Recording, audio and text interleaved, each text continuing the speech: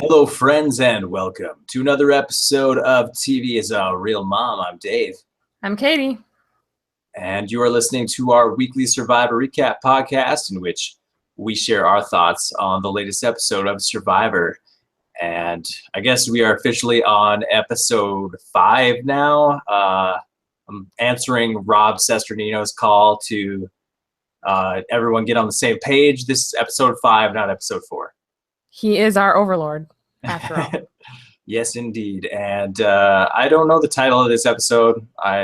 Something Dirty Deeds or something like that. Dirty Deed, yeah. That's a Sandra line. Oh, nice. Okay. Yeah, what'd you think of the episode, Catie? Well, I didn't actually think we would lose JT. I was kind of surprised. But looking back on it, it makes sense. Yeah. Yeah, no, I was a little surprised too, and obviously disappointed. That was your winner pick. That was my winner pick.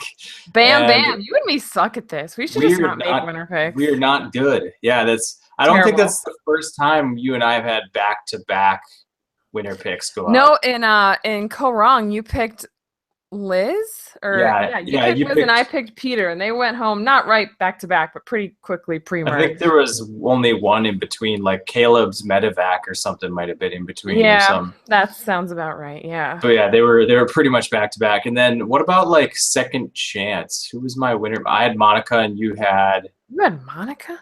I don't know who I had. You had. I don't remember. Holy shit, I don't remember either. Did you have Varner? No, I didn't even know anything about him. I don't know. Oh, you had Terry Dietz. Terry Dietz. Oh, shoot. Dang, we are bad at this. Back to back in that one? Or no? At least Zeke made the merge. He was my pick last season. And yours went all the way up to 5th place. So last season was our best season. My guy was in the finale, yeah. But now we're right back to Suckfest City. Did we start podcasting with Second Chance? Was that? Yes, that's correct. So we've only done Second Chance and Co-Wrong. And, yeah, just 4 seasons, but we have a terrible track record, and it doesn't look like it's going to get better anytime soon. Right. Anywho, yeah, JT didn't see it coming. Not really. I mean, I kind of did. But, you know, this episode started off, he looked so good at the beginning. I mean, he finds an idol. I thought he was doing a really good job of, like, just basically lying. He's like, I didn't say anything to Brad. You know, I didn't tell him. You know, he would do such a thing. Yeah, I mean, he didn't own up to it. He just said, you know, I'm here to win $1 million, and I'm going to lie about it. And he finds the idol. So, I don't know. I thought he looked really good starting out, but, yeah. He's too eager to believe in what he thinks is the truth. You know what I mean? Like, he, in his mind, believed that Russell was being played by the girls. He believed Brad had his back. And he believed Sandra suddenly did a 180 and wanted to be on his team because Michaela sucks. Like, he has to assume the worst of people, whether or not they're smiling and joking to his face. Like, you can't go to that tribal council after you were in so much hot water and not bring an idol with you. That's I can't believe it. I just can't even believe a winner did that.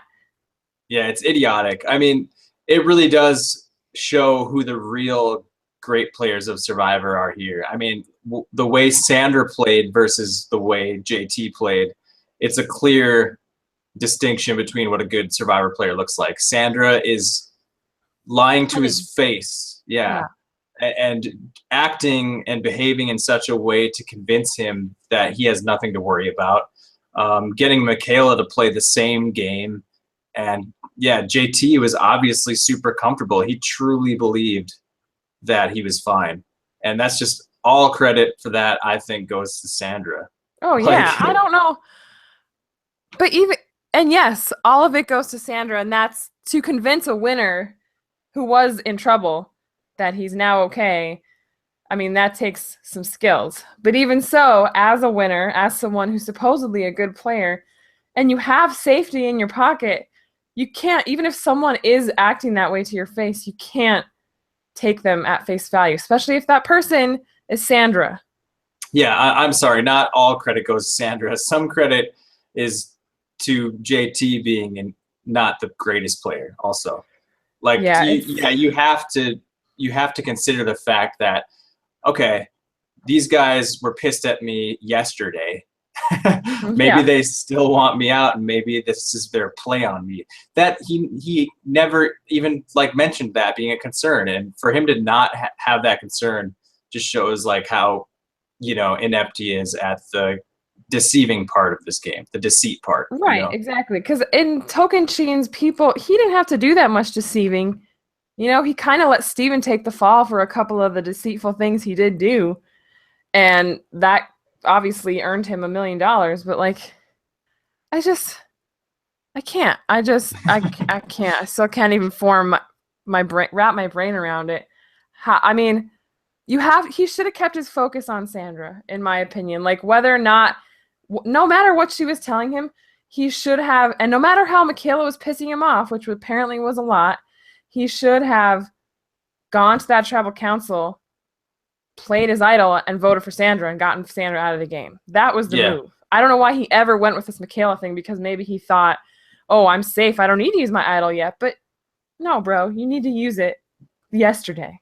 You should have used it on Malcolm. You should have found it a day earlier and saved his buddy, or done something to switch things up at that tribal council.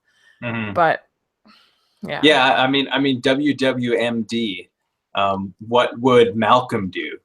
Like if this was JT, like Malcolm accidentally got JT voted out, and everyone's pissed at Malcolm for some reason, even though they wouldn't be. No. Like Malcolm would remember that the next day. He'd be like, I don't buy this shit that they're gonna vote out Michaela. It's all a play. Malcolm would see right through it. And yeah. Michaela JT has been not. with them, the sassafras trio, as I like to refer to them, since day one. Like, why are they gonna abandon her? And she doesn't suck at challenges. Yeah, I don't know where that came from. That was JT's argument, is like, basically, I have a lot more to offer this tribe in the challenges. I mean, also, yeah, he was talking about how much of a nuisance she was in camp life, and everybody kind of talked about that. So there's definitely some truth to that.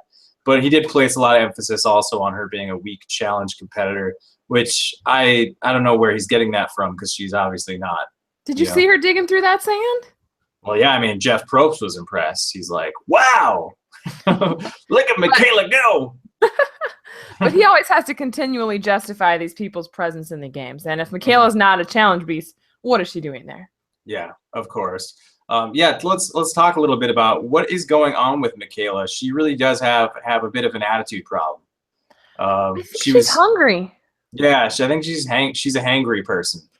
You know, she's getting close to the point in the game where she was voted out last time, and it's probably more stressful this time because, you know, she's not winning all the time, and she's with some more cunning players, people that get on her nerves. Well, I guess she had Figgy last time, but, you know. And Taylor. Figtails. Yeah, that's true. But still, like, I feel like this is a more stressful environment.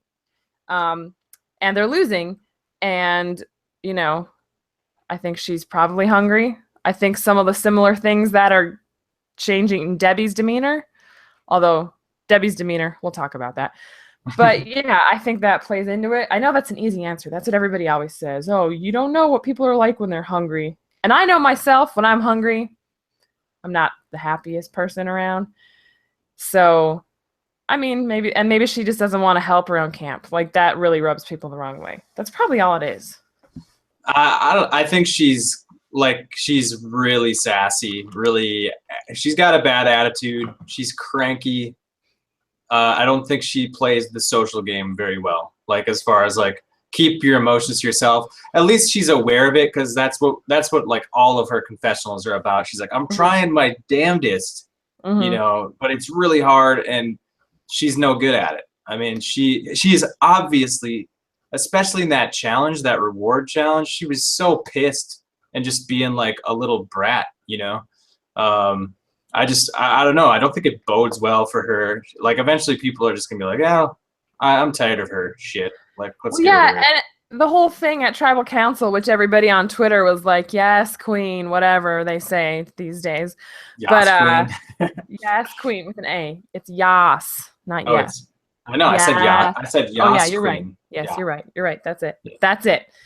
But that's not good social gameplay. How do you think that made Aubrey feel?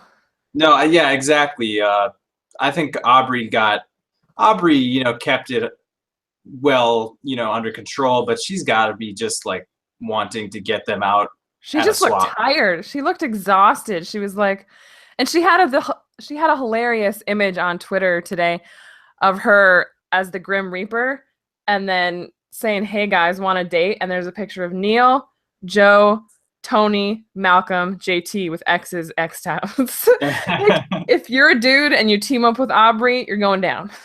Absolutely, yeah. But yeah, she's got to be mad at Michaela and Sandra, and if she gets her chance in this swap that's coming up, she's going to be doing something about it. I got to imagine. But Aubrey wouldn't do that at the expense of her long-term game. She would do it at the right time. She's able to stuff the pride away and, deal with it and do things at the right time. And I hope that she gets a chance because things aren't looking good for her at the moment. Yeah, I have a lot of faith in her as a smart player. It's just a matter of how are the chips going to fall, Mm-hmm. Yes. That's pretty much it with her. Yeah. That's part of Survivor. You can be good like Malcolm, but the chips don't always fall your way. But look at the people we do consider good, like Malcolm and JT, who didn't do well this time, but in their original seasons, beginning of the season, they're down and out, and they make a comeback. And right now, Aubrey's down and out, so maybe she's got a second wind. I mean, no one needs a swap more than her right now. Yeah, and I think that's awesome that we're getting one because it'll help her. Yeah.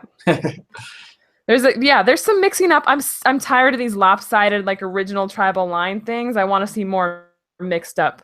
Although there's 6 Mana people left and 9 Nuku people left, but yeah, it'll get shuffled if they go back to 2 tribes. Yeah, not super even right now. No, but at least we did lose our first Nuku this week, so we're down a Nuku. All right. Any thoughts on Jeff Varner this episode? Every shot they show of him, he looks like he's like freaking out. Like he's playing a high-strung game right now. But I mean, I don't blame him because I don't know. I think he cares a lot. He really wants to do well. Yeah, he just doesn't maybe want to let it show the same level to the extent that he did last time because of what happened. I don't think he can hide it. Like, it's in his eyes that he's like he's on edge all the time. But he's also getting along really well with the people he needs to. Did you see when Sandra was doing the thing with the sugar, the look of like horror on his face? Yeah, exactly. I was like, how is this going to affect me? And you can see the wheel spinning. Like, what are the repercussions of this? Like, I had no idea. I thought that was going to be a cute little throwaway thing. I had no idea the impact that would have on the entire, episode.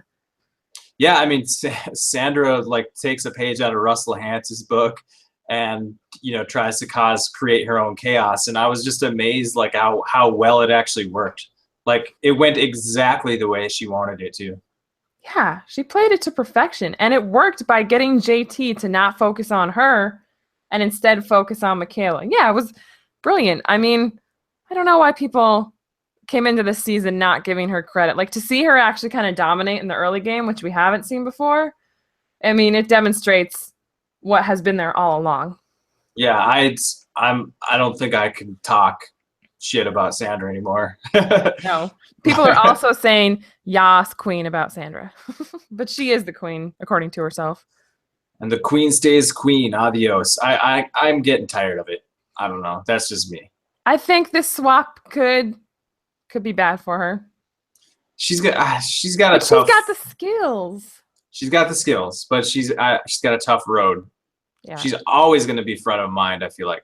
I don't think there's ever a point for her as a 2-time winner where they're going to be like, oh, don't have to worry about Sandra. Maybe for a little while. Eventually, she's gonna be a target.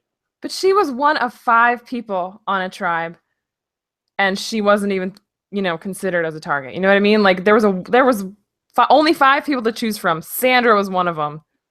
Yeah, I don't think we're consider it. I don't think we're at the point in the game where most players think they have to worry about her. And I guess I agree. I mean, she is somebody you don't have to worry about till mid-game. I think the problem with her in the past is that they thought she was someone you didn't have to worry about till end game. But If you let her get past that mid game, like early merge game, if you let her get past that, it's over. She's going all the way. I don't know. She's getting close. She can probably smell it. She can smell it. But hashtag Sugargate. Hey, can I ask you something that baffled me about this whole sugar thing? 2 of 5 people eat sugar. Like, what world do you guys live in, 3 out of 5 of you, that you don't eat sugar? I take my coffee black, personally. So. Sugar, period. Don't eat sugar. Oh, well, I wouldn't use it on anything out there, I don't think. But what are you putting sugar on out there? Fruit? I don't know. I don't put sugar on fruit. There's sugar already in fruit. I'm just saying, the way they said it was, only 2 people here eat sugar. It's like, what the hell kind of diet do you have where you don't even allow yourself sugar? When you're starving on an island, you got sugar staring you in the face. You're not going to have some? Yeah, so I was wondering about that. Did Sandra actually consume all of the sugar then? Or did she just dump it out? It would appear she consumed it. That is insane, because I mean, like, the sugar rush she must have been on. Yeah, think of the buzz. Oh my god, that's crazy, man. I don't know for sure. That's a good question to ask her when she gets voted out, which I feel we'll get our chance. It's imminent. We'll ask Sandra when we interview her. Sure, yeah. But I feel like she's already made it so much further and had such an impact on this game than I even thought was possible, that whenever she goes, I feel like it's fine. I mean, this is clearly becoming the kind of like a second chance redux. You know what I mean? Like, the people who were the big names, the winners or the 3 or 4 timers, they're not going to win this season. It's going to be a lower, under the radar player that we all questioned before. I think so. I mean, most of the people who have gone out have been just heavy hitters. JT, Malcolm, Tony. I mean, come on. So Caleb, Sierra. Caleb was sarcastic. Caleb, Sierra. Yeah, anyways. Yeah, so I don't know what Sandra's future holds. I don't think the swap, numbers-wise, I don't think it's looking good for Sandra. No, I don't think so either. I mean, like I said, she's going to be front of mind by mid-game. Mm-hmm. You know? Yeah. Because especially since we've lost Tony, Malcolm, and JT. There's 3 of the biggest threats in the game. They're already gone. So yeah, is that smart? Left? You've got 6. No. Yeah, you've got 6 guys left. Most of the big guys are gone. Like, the threats are dropping. Like, where is Brad Culpepper going to hide? Where is Sandra going to hide? Yeah, I don't know. I think it is good. It is smart for the lesser known people. Like, get rid of the big hitters, and then it's up to you, or it's up to the lesser knowns, the little guys. It's up to the little guys to fight it out, I guess, you know? Yeah, I actually, last week I was still, it was very fresh, and I was really pissed, not pleased with how the season was going, but, it could be interesting. Could be. I mean, it's going to be interesting, and I'm still sort of not pleased, because, I mean, with JT, Malcolm, and Tony, all 3 of those guys gone so that early. Hurts. It's like, man, really? That hurts. I don't think it keeps going. Like, if it's like Sandra, Ozzy, it would suck. Which is very likely. Very likely. Oh yeah. Let's new topic. Oh, okay. Well. Next topic. Next. Well, is it the right time to talk about Debbie? I mean, we have to talk about it. Yeah. Let's talk about Debbie. What a nut job, huh? Yeah. I don't know. Like, I did come out after the episode kind of feeling bad for her a little bit, because I don't know. I think she really is an outsider, and that's why she feels like an outsider, because there probably is some actual relevant truth to her sense that she's at the bottom and nobody likes her, because it might actually be true. And for that reason, I feel bad for her, because I think we've all been there. Most of us have been there, where we've been the odd person out, and it's like the most, you feel like shit, I feel like reacting in a very strange way, though. But, she maybe that's how she reacts, is to lash out. Sorry, go ahead. And rewrite history. I feel like she was probably threatened by Haley from the beginning. Mm-hmm. And it became sort of a self-fulfilling prophecy or something. Because after that tribal council, when Haley stuck with them, they were probably, Brad Culpepper probably, heaped some praise on her. And Debbie didn't like that. And at the reward challenge, where Brad Culpepper was probably also giving Haley praise, he even said Haley rocked it on the balance beam, and then Debbie, well, did Debbie.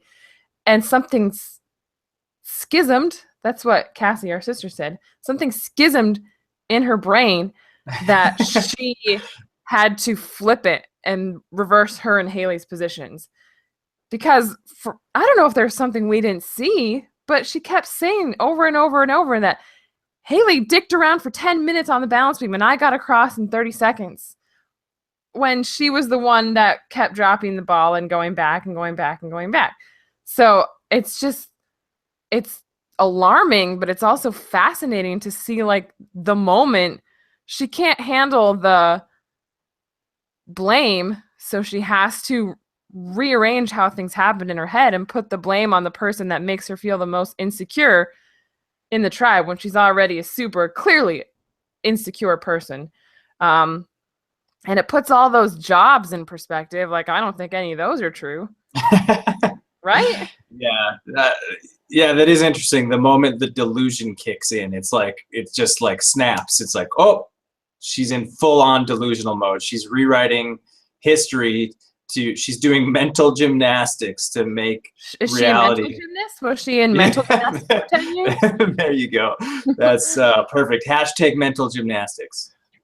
As much as we do hashtags. Yeah. No, yeah, it's because I know some people, and Survivor is a place where these people are often sent, but like it happens a lot that people, they rewrite how something happened and they believe it without thinking that there's a camera on you. Everyone's going to see what actually went down and you are going to look like a fool. But that doesn't even occur to them. Like, apparently Debbie just didn't even consider that there were millions and millions of people watching her completely lie, and Survivor called her on it. But yeah, I love the way they called her on it. Like the use of the edit to like do that little flashback to this is what happened, and then they show evidence that is not the exact opposite happened. Brad was not telling her what to do. She was volunteering, and he's like, "Oh, if you think you're good, then I trust you and go for it." It was very diplomatic, and while I'm thinking of it, how good is Brad again in this episode, man? Like, he kept his cool through the entire thing, and the immunity challenge, she's flipping out, and he like didn't even flinch, like didn't argue with her, didn't snap. Like, for him to keep his cool, I'm extremely impressed with Brad Culpepper, man. Yeah, I expected him to stick up for himself because we don't even know what he did. But yeah, he didn't do anything. He even apologized, and everybody at home is thinking, what the hell are you apologizing for? Like, it's bizarre for me to see, like, be sympathetic toward Brad's Culpepper on the receiving end of being yelled at, because usually when he's being yelled at, I'm like, yeah, F you, Brad Culpepper, you suck. But no, this time I was like, yo, Debbie, chill the F out and leave this guy alone. Like, maybe there's stuff in the edit we didn't see.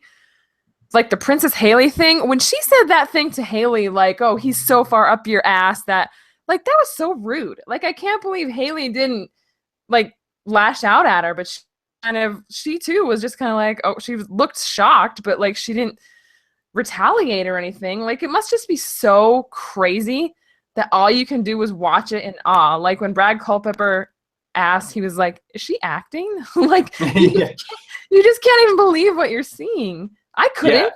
Yeah, everybody on that tribe did a great job. They know exactly how to handle a person like Debbie. And it's just it's kind of just let them spin their wheels and try to stroke their ego, like calm them down. And yeah, once again, Brad, like, I feel like the producers of the show want him so badly because Culpepper has this reputation of being a like somebody with a big temper, and I feel like the producers are wanting him to like, well, here's the part where Brad can't take anymore and flips out on Debbie, but like he's like, no, I'm trying to win this game, like, and he just like calm as hell, man. I was just blown away by that. It's that WWMD, man. She would just sit there and take it. Exactly. Like if that's what he's doing, it's working for him. Great. You know, he had a really astute secret scene or secret confessional, whatever you call it, where he was comparing Ty and Debbie and how he was saying Ty comes off and tries to play it off like he's just a simple creature. You know, he's not that smart when really he is very complex and deep and smarter than he looks. And Debbie's the opposite, where she tries to come off as crazy, or not crazy. She is crazy. She tries to come off as complicated, complex, have all these different things going on, but at her core, she's just a very simple creature.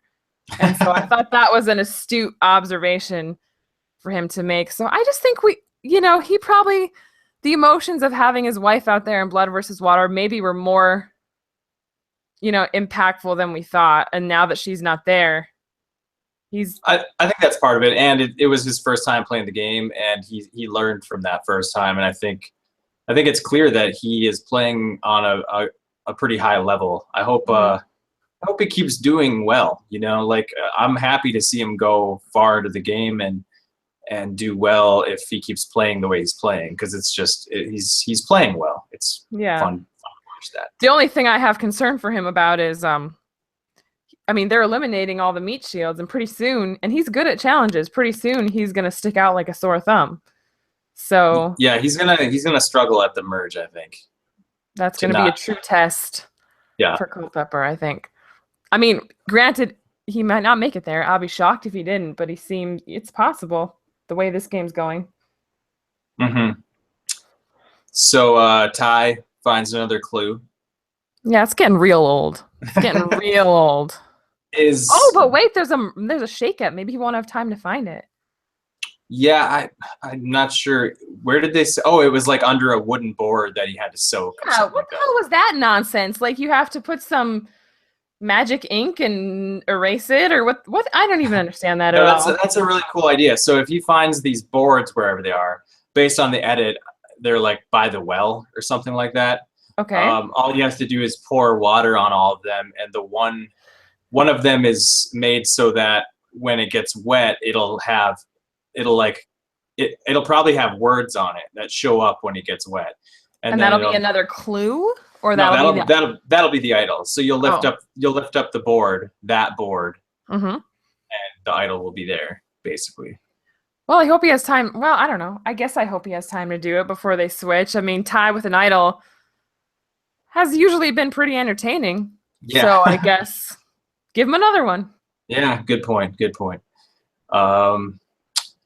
Any other thoughts on that tribe, on Debbie's flip out? I worry that she's got Philip Shepard written all over her. Bah, she's a freaking goat. Brad's gonna, freaking goat. He's gonna ride Debbie and Ty in like oxen, like Denise rode Scoopin' and Lisa. Yep. Spot on, mate. I don't know. I can see the final three already. Brad, Ty, and Debbie. Yep. Yes. Yeah, I don't need to see Ty articulate his case again. I really don't. And God knows what the hell Debbie would say, but it would just be a load of nonsense and nobody would vote for her. Oh, yes. All right. So I suppose we should talk about the random scene between Sarah, Lucina, and Troyan. That was weird. Yeah, I don't know what to make of that. They're obviously setting something up. But like, who do you like? That's the question I have. Who do you like better here? Like, who is coming out on top of this scenario? Is it both of them as a duo are going to work together down the road?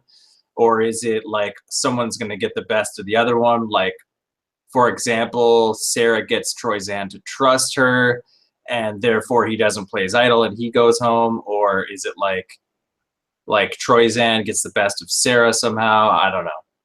Or is it just the two of them as a duo getting set up? Well, I think Sarah had tight bonds with Brad and Ozzy, so she could always hook something up there. Or Troyan could bring Sarah back with Sandra and Varner. And I guess Haley's on a different tribe. I don't know. I think it was maybe to set Sarah up as some kind of player. I think we're getting a look at like end game-ish, like the top 7. Or Sarah and Troyan, like as a duo. Yeah, working They're together. Be a duo? That's what you think? Yeah. You don't think this is just a setup for Troyan to burn her? I'd say it's more likely that Troyan would get burned by her. That's true. Yeah. But my gut says it's setting them up as a duo. Like these two are working together now. Basically. I do like that he didn't tell her that he had the idol, that he was just gonna let her look for it. Yeah, that was very smart. Yeah. I agree. Yep. So they're both being smart with what they're dealt. But the whole thing with Sarah's like, I don't want to do the 4. That's boring. Like, it's maybe boring, but if it's gonna work for you, maybe you should hang on to it. I don't know. But yeah, it's a weird reason to say, like, that's boring. I guess. Yeah. Thank you. Thanks for making it interesting, but maybe it's smart because there is a swap coming, and she could not be with any of those other 4. Like, she could be stuck with Troyan and nobody else, and then she's got somebody. So, well, that's what her confessional basically said was, I want options. That's basically what she said. I want options, and that's why she went to Troyan. And I think that's the story we're getting.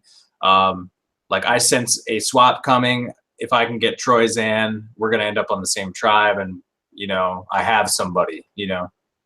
Not to mention, and she will have everybody.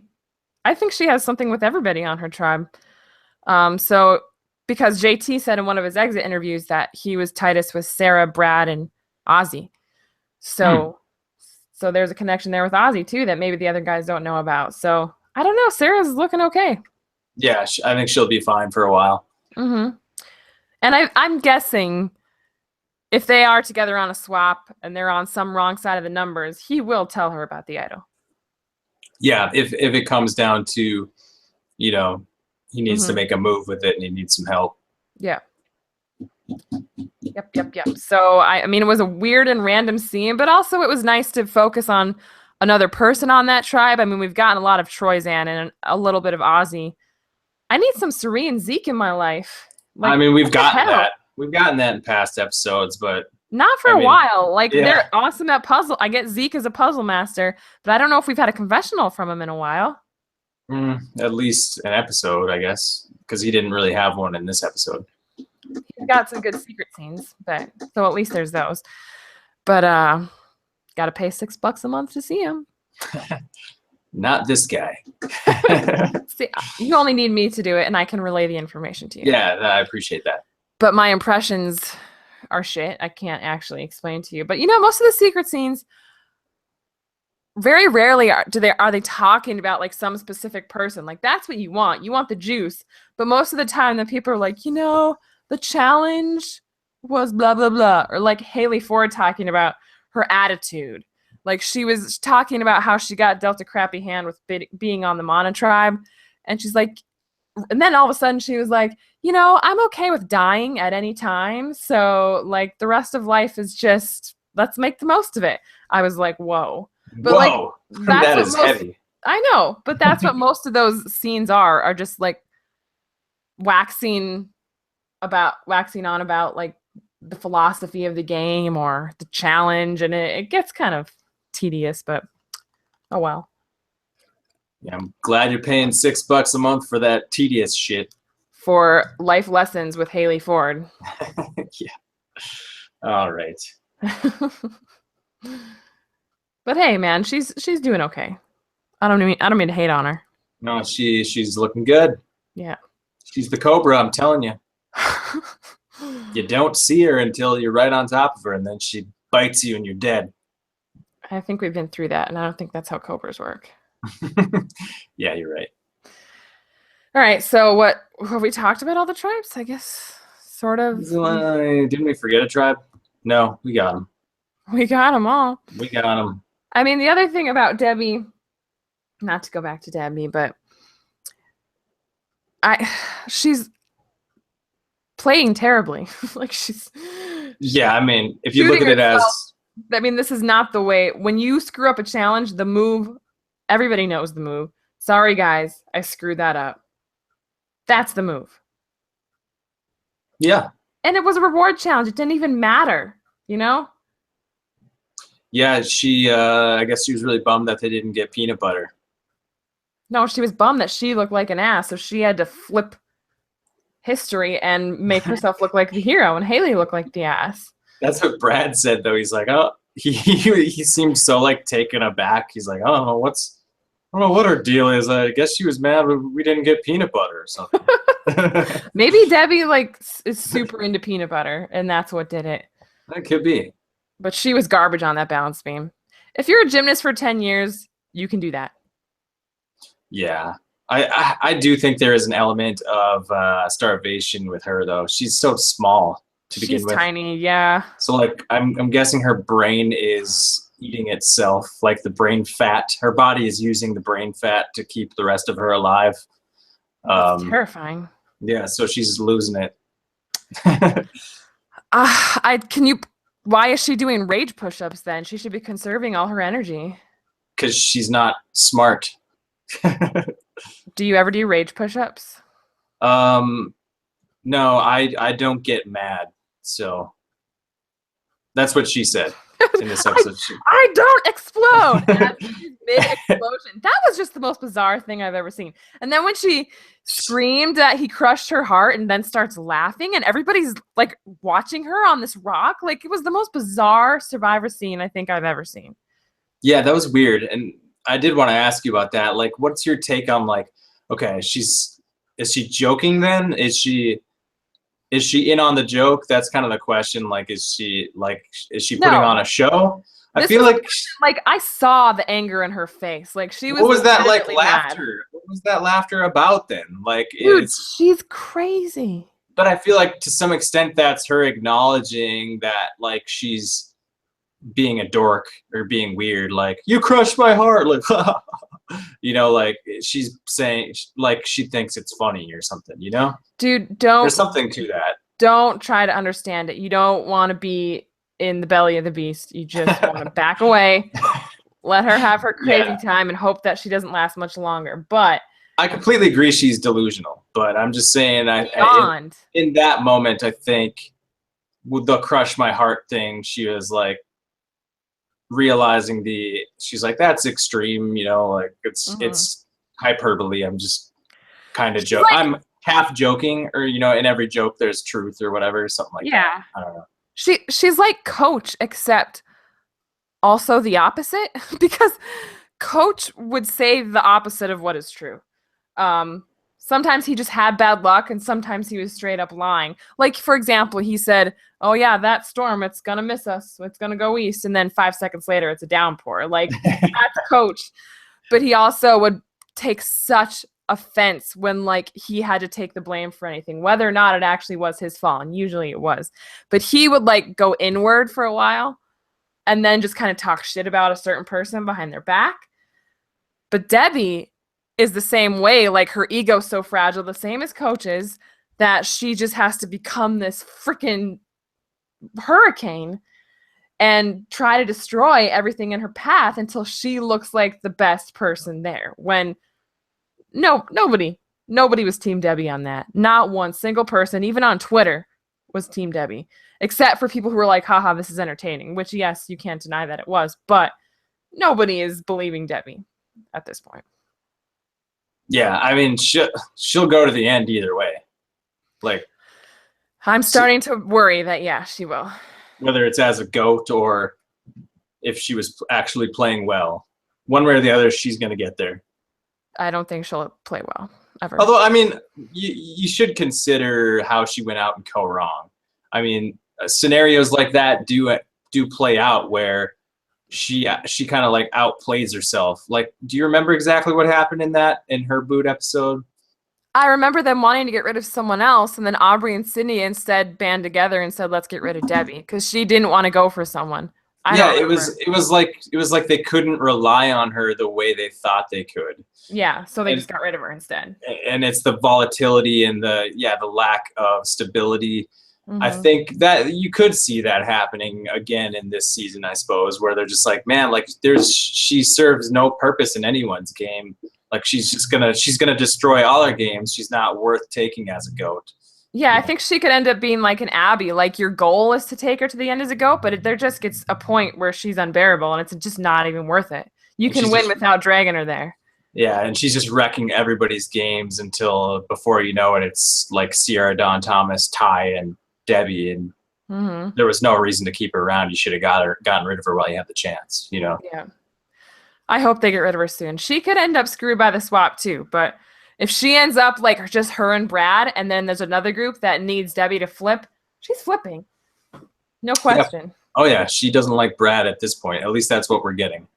But after they won the challenge, she jumped in his arms and they hugged. Like I think she was butthurt that Brad was like falling all over Haley for doing something well, and she felt replaced. I seriously think that's what it stems from. There's a lot of jealousy that could be going on there for sure. When you Because have like you someone said, that insecure, yeah.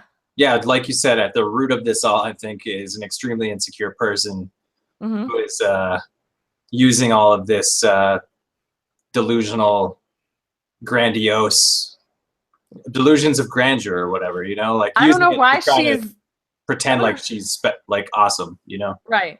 But I don't know why she'd be insecure. She has an 8-pack. Yeah. Oh man. Enough. No reason to be like, and the way she always jumps back to physical things, even in pregame stuff. It's like, bitch, what the hell? Like, what is this? What's Oh wrong with man. you? In the description of this video, you should just put like Dave and Catie rip on Debbie for an hour. Well, she deserves it. I hope she watched that back and was like, bitch, what the hell? She's like, damn, I'm crazy. No, she rewrote the episode in her mind. You know, that was Haley doing all that, and she was the one being calm and like, whoa, what's happening? Who She's like, knows "Did what, you what s-" episode Debbie saw? She's like, did you see how crazy my tribe was in that episode? Did you see how they were fighting during the immunity challenge? What who would do that? Ty he's such a handful. Oh, poor Ty. He's just not equipped to deal with. Although they all they all dealt with it well, but Ty just looked kind of shell shocked by Well, it. Ty was like the worst of the bunch, but he still did a good job. He's like, I agree. Brad disrespect you, you know, and if Yeah. that's the right answer. You're like, yeah, Debbie, you're totally right. Like, No, yeah, they all handled it well, but Mm-hmm. I wouldn't have. God damn, Oh, I would have decked her. Certainly not. Certainly not. Well, do you want to discuss what the hell is happening next week? Oh yeah, I'm excited about this. I'm worried. Worried? I don't know. This could be a jump the shark moment. If they bring a person and put them in the game on day 14, there will be anger. That is not cool. Well, I mean, they've done stuff like this before, and the show goes on. When? Tell me when. Pearl Islands. They brought back Lil, and she goes to the final 2 with Sandra. Yeah, that's bullshit. I don't want that to happen again. But I'm just saying they've done stuff like this before and gotten away with it. So I see, to me, in my mind, it didn't even occur to me that they could bring back someone from this season. Like, I thought you and I had a discussion, and maybe it's because we've been playing too much Zelda Breath of the Wild, that whoever goes to Exile Island, which apparently is also coming back, is just going to be greeted by some survivor sage like Boston Rob, and they're going to spend a night or a couple days on the island with that person. I don't know, getting advice or something, or else they're going to go the Big Brother route, and a former player is going to host a challenge or something. But they've never done that. Why would they do that? that is my absolute favorite theory. Like, I really like, and I honestly think it's possible that could be it. But I love the idea that this could be like a survivor sage, and whoever goes to exile gets to pick their brain or get advice. Not that, you know, whoever they pick to be the sage, not that they, you know, they'd be able to do anything to help that person win. Like, it's pretty much irrelevant. I just love the idea of it though. Like we were talking about how awesome it would be if, like, they were, trying to make fire on the beach or something at night, and then they, in the distance in the jungle, they see torches, and they hear noise, and they like walk towards the torches, and then they're sitting on in a temple with torches is Boston Rob in a white robe. Like, freaking glorious. How did they not think of this? Like, this oh would my be amazing. God. And then I wish this would be a great place to do a Boston Rob impression, but I'm not very good at it. But like, hey, I'm Boston Rob. I'm here to guide you. No, that was terrible. Some advice. If I could, it'd be great if I could do that. But anyways, yeah, I just think that's a total missed opportunity, and it doesn't look like, because it looks like whoever's coming is coming on a boat in the daytime, right? So yeah, like the boat thing has been done so many times. Can't we do some? Let's switch it up. Like that temple thing, the torch thing would be epic, and I think they really missed an opportunity there. You're right, but gotta be so cool. I don't care what it is as long as it's not someone coming into play, because, well, unless it's Malcolm. But yeah. Yeah, honestly, the number one thing I think it might be is I think the most likely scenario is that it's Monica. Like, that is bullshit. That's giving Brad an advantage over everybody else. No, I think she's coming to like for a family emergency thing. No, I don't think that has anything to do with it. I think it's part of the game. Why don't you think that? You might know. Because they said a former survivor returns to the game. Oh, to the game, I guess. So you're adding like you're putting weight on those terms to the game.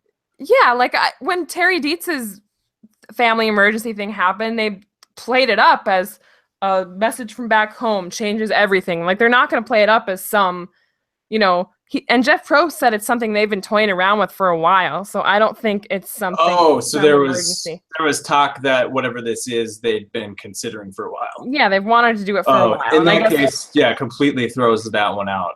Yeah. I thought that was the most likely thing, is Monica was coming to tell Brad that like his mom passed away or something. Oh, no, that'd be awful. And they wouldn't promote it in such a way. Yeah, you're right. Like that bitch. Good point. So they promote it in a very dramatic way, but not that way. I think the coolest thing would be the Sage on Exile Island, and I do think that's a likely possibility. It'd be weird to bring Exile Island and a former player back at the same time and not have them connect somehow. Yeah. So can we throw out a few different possibilities to who the Sage would be?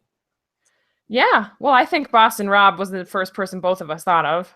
It's got to be a big, big name, and it's got to be. I know who it is. What?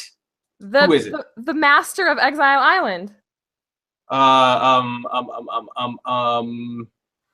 What's his face? Matt Elrod? No, that was Redemption Island. He was pretty good on Redemption Island. Can you brainstorm for a couple of minutes? I need to go to the bathroom. Yes, Coach is who I was thinking of. Okay, Coach. He's the master of Exile Island. I think it could be him. I really do. How many times did he spend there? Once or twice? Just one, but it's the most epic Exile Island you have ever seen in your life. Like, okay, go back and rewatch that, everybody, if you haven't seen it in a while. It is glorious. So it really could be Coach. Now that I've thought about it. But I'm gonna step away for 2 minutes and use the bathroom. Okay. Okay. So keep spitballing. I'll try. So I think I could see it being Coach because, yeah, if you remember that season, I think it's Token Sheens. He goes to exile, and he just basically really hams it up how he's going to not eat anything, not attempt to drink water. He's going to use it as a fast and do nothing but meditate. And then, basically, I think they end up dragging him off of Exile Island, and he's just completely collapsed.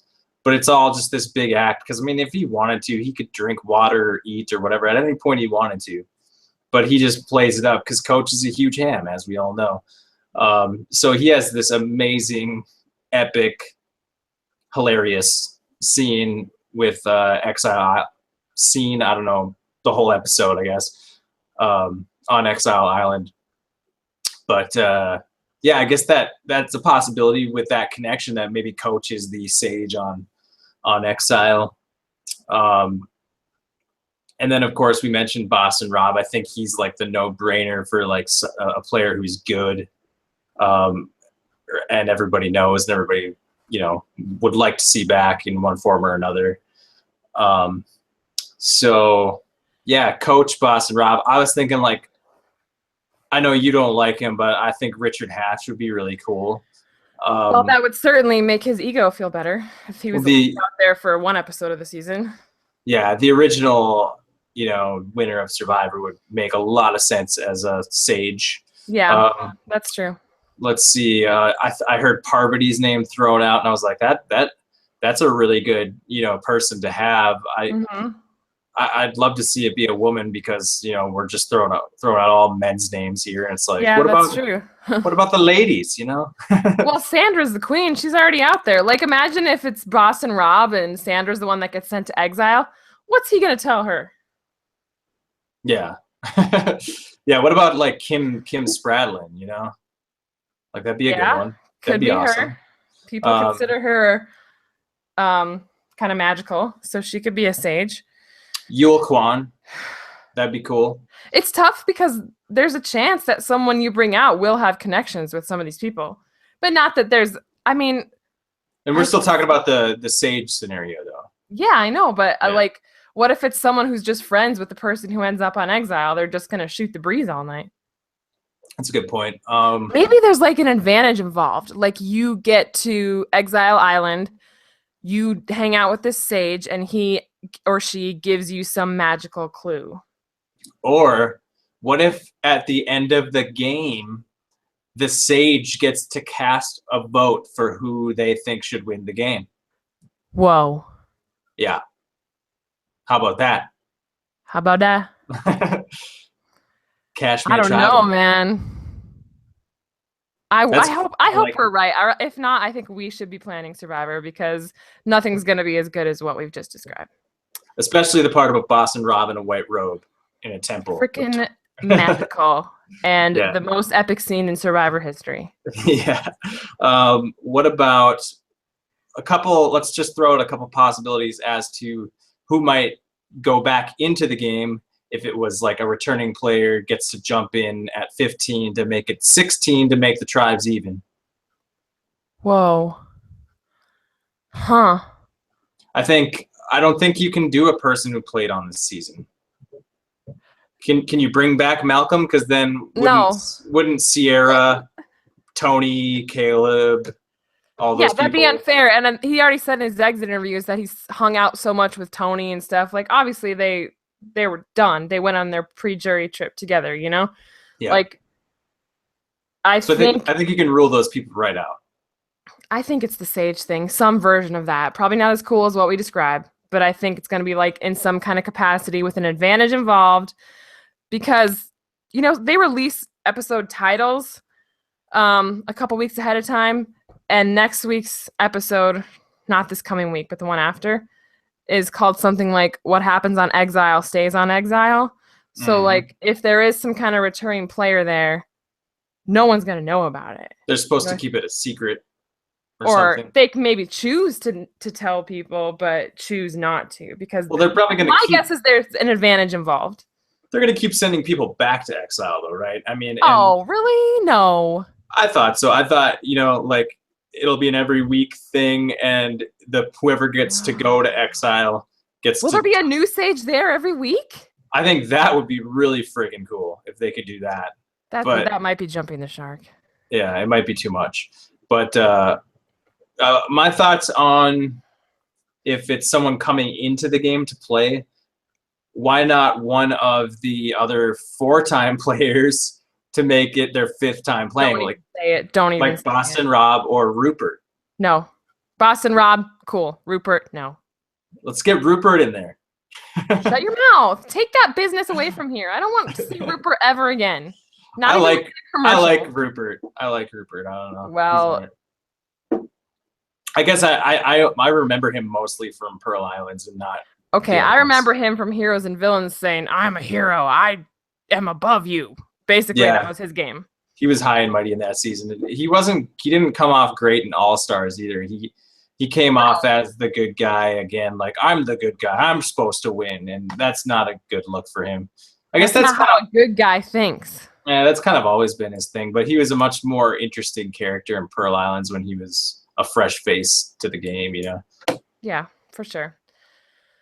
I don't want Rupert back. Yeah, that's fine. You can keep that. You know who it's going to Let's be? get Parvati in there. Let's get Ian Parvati. Rosenberger. That's who it Oh, is. that'd be My sick. campaign to bring him back will never cease, and this could be it. That would be sick. I'd be He'll down. swim in with dolphins, and then he'll be like, "I am here to guide you," and they'll be like, "What would I listen to you for?" Yeah, you made a bonehead mistake. Just like JT. JT's made a couple. Yeah. All right. Well, what else was in the preview? There's a swap. There's a swap coming. Basically, just the swap and the boat. That's it. I even watched the one they released today, and it's nothing new. So doesn't the fact that it's 8-7 convince you that someone's coming to play? What? The tribes would be uneven if they didn't have this returning player. Oh, I feel like they're gonna do the co-wrong thing. They're gonna draw buffs. One person's gonna get a weird color buff and get sent to exile. Oh, duh! I forgot about exile. No, that makes sense. You got it. So, yeah. So I think that's where they'll meet the sage. Right. Okay. Predictions. How do you predict it? Like, I think Sandra's numbers up. It's been amazing to see her really school these people. But I think a swap is going to be trouble for her. Yeah, I think she's done really well up to this point, but great call. I think it's Sandra's time to go. But I also will make her my MVP for this episode, which makes her my MVP 3 out of the 4 podcasts we've done. So. Yeah, I don't know how you can give MVP to anyone else. She did a masterful job playing JT. Mm-hmm. Oh, you could give it to Brad again, and I think Brad's been. It's just Sandra and Brad. Those are the only people we're giving our MVPs to. What the hell? They're playing great games, but you know, it could be great pre-merge games. Longevity is a whole different thing. Yeah. But I think if you compare the two, I think Sandra's playing good in the moment, and Brad's setting himself up well. Yeah, I agree. Absolutely. So my guess is Brad will outlast Sandra. Yeah, I agree completely. Mm-hmm. Any other thoughts on the episode? No, I'm really I like the last on Wednesday I watched, with nervousness, and I feel like I'm going to be doing the same thing next week because I'm worried this returning player thing is going to screw up my feelings of this whole game. Oh, shit. So, unless it's the sage thing, then I will bow down and say that was awesome. But I don't know. Yeah, I mean, I like them to throw in some new stuff and mix it up a little bit. So, yeah, it's necessary. I'm just a little worried. Yeah, I hope it turns out to be something we like. Yeah, me too. Alrighty then, that'll do it for this episode of our podcast. Please join us next week when we share our thoughts on that episode, and follow us on Twitter at TVIsOurRealMom. Give us a like, a thumbs up, a subscribe, or a comment or whatever. And yeah, we'll see you guys next time. See you next week. Have a good one.